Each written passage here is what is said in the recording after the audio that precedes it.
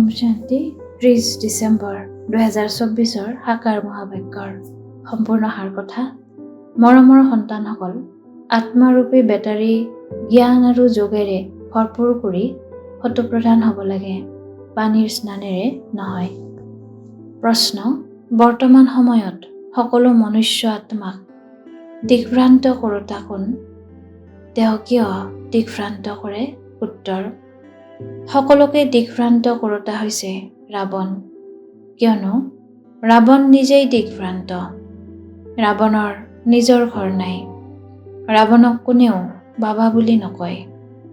পিতাতো নিজৰ সন্তানসকলক ঠিকনা দেখুৱাই দিবলৈ পৰমধাম ঘৰৰ পৰা আহে। এতিয়া তোমালোকে ঘৰৰ ঠিকনা গম পালা, সেয়েহে তোমালোক দিগ্ভ্ৰান্ত নোহোৱা। তোমালোকে কোৱা যে আমি প্ৰথমে পিতাৰ পৰা বিচ্ছেদ হলো, এতিয়া আকৌ প্ৰথমে ঘৰলৈ যাম। ধাৰণাৰ বাবে মুখ্য সাৰ: 1. দেহৰ সকলো সম্বন্ধ বাতিল কৰি আত্মা ভাই ভাই হওঁ, এইটো নিশ্চয় কৰিব লাগে আৰু পিতাক স্মৰণ কৰি পুৰা উত্তৰাধিকাৰৰ অধিকাৰী হ'ব লাগে।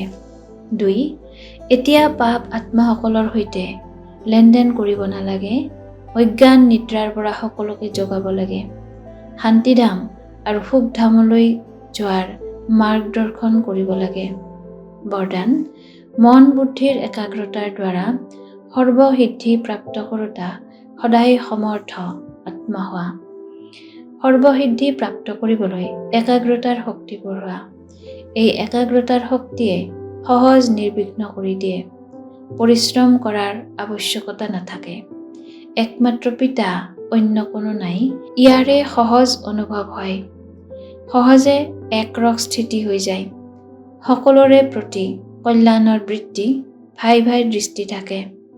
কিন্তু একাগ্ৰ হ'বলৈ ইমান সমৰ্থ হোৱা যাতে মন বুদ্ধি সদায় তোমালোকৰ আদেশ অনুসৰি চলে। সপোনতো ছেকেণ্ড মাত্ৰও যাতে অস্থিৰতা নাথাকে।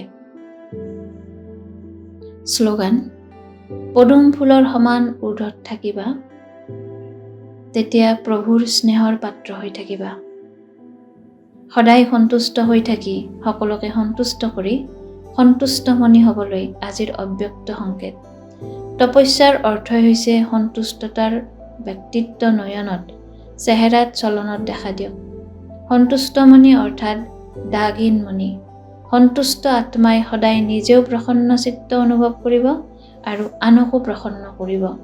গতিকে যথাৰ্থ অনুভৱৰ দ্বাৰা সন্তুষ্ট আত্মা হোৱা। ওম শান্তি।